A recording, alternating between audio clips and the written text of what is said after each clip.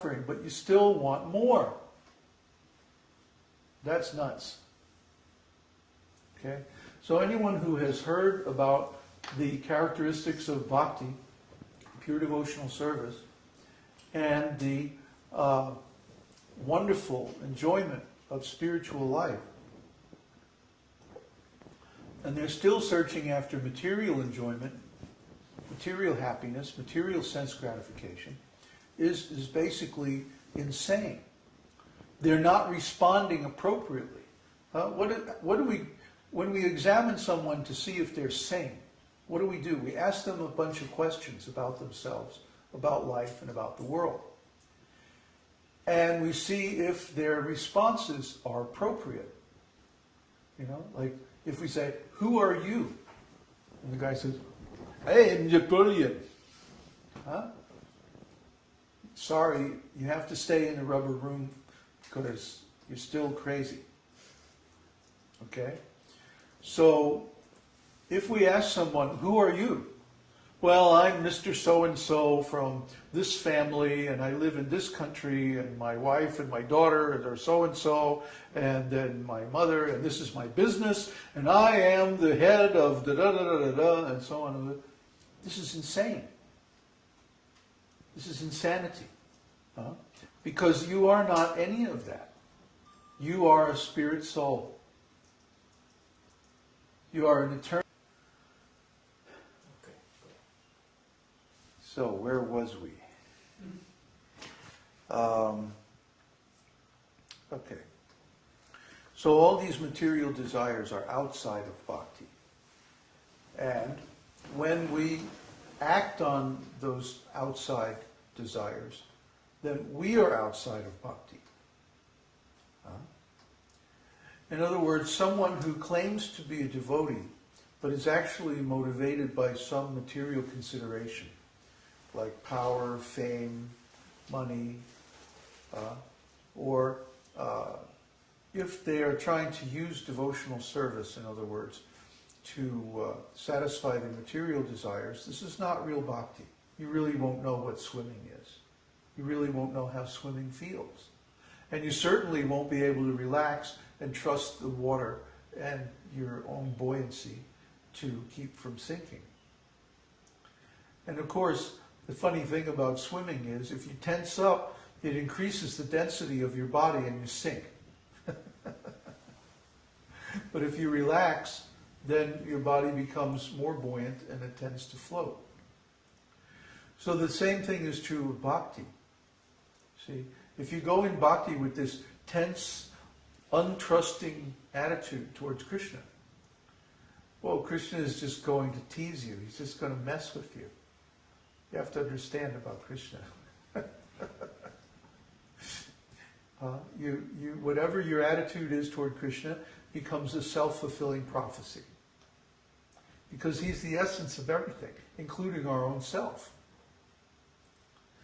So if we go into bhakti with this untrusting attitude that, oh, I have to take care of myself, I have to make my own happiness, I have to make my own living, I have to be responsible. Well, by these material attitudes, we will simply push Krishna away.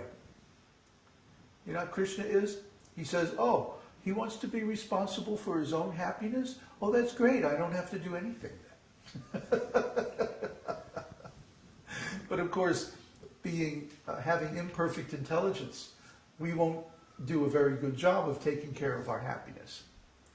And so we will be more unhappy than if we just relax, perform devotional service, and let Krishna take care of our happiness.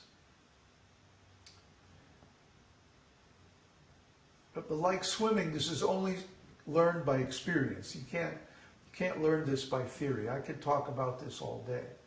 But until you actually try it for yourself, you won't be able to understand it. As long as we think that we have to be the doer of everything concerning ourselves, what we're doing is we're rejecting Krishna. We're rejecting Krishna's reciprocation to us. We're rejecting Krishna's love. How can Krishna love us if we refuse to accept his affection and his service to us? You see? So by not surrendering to Krishna, by not just relaxing and let Krishna take over, then we perpetuate the situation where we don't get any happiness unless we ourselves make it happen.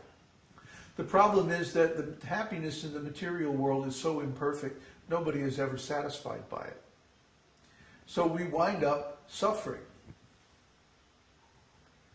This is everyone's condition, except for the pure devotees. The pure devotees of the Lord act only for Krishna's benefit, only for Krishna's pleasure, only by Krishna's orders. And as a result, they don't have to worry, and they don't worry, about their personal happiness, their personal satisfaction, their personal well-being. Krishna takes care of all of that. See?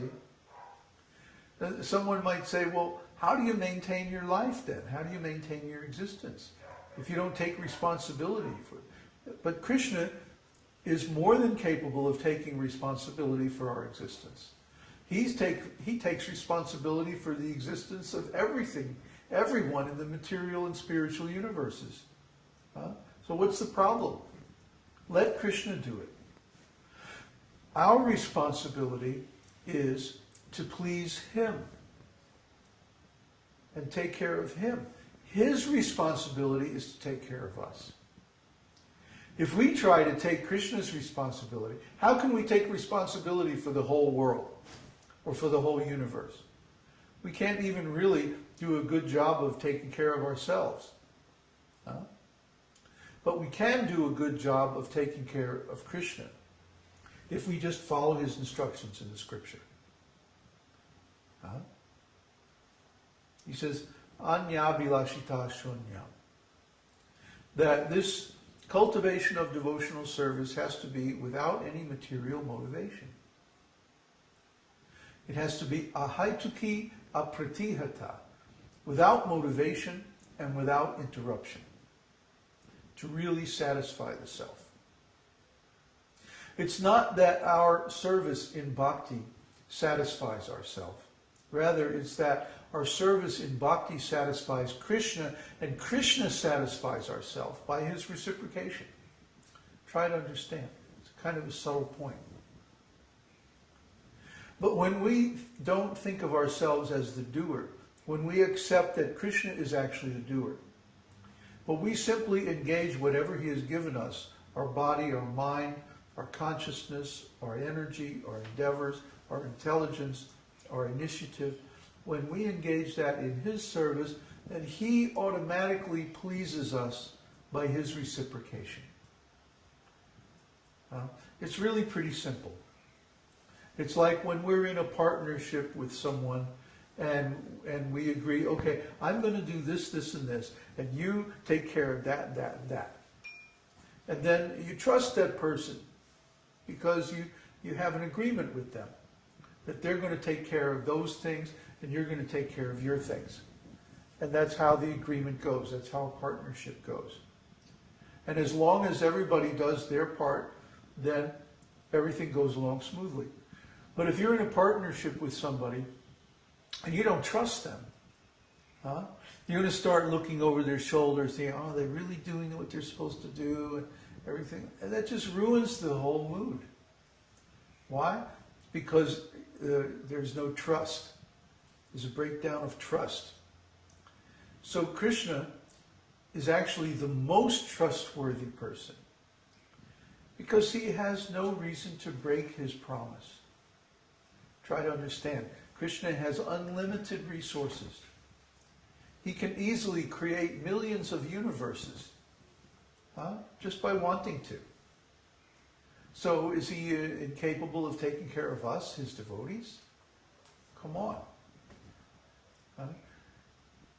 Om Purnamadaha Purnamidam Purnat Purnamudachite Purnasya Purnamadaya Purnat Eva Vishishyate.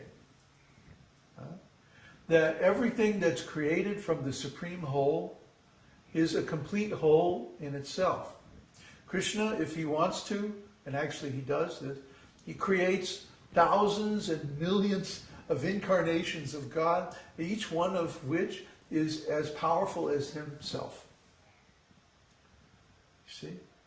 So he has no need to personally create the world and manage the universes and all of that. He does that through his expansions and his incarnations. He is simply enjoying blissful pastimes of love with his devotees. That's Krishna. Krishna, the reservoir of pleasure, source of all pleasure. So if there's any pleasure in this world or in this life, it's coming from Krishna anyway. Why not get pleasure directly from Krishna? Why not have a relationship directly with Krishna instead of indirectly through his energy? See? That's devotional service.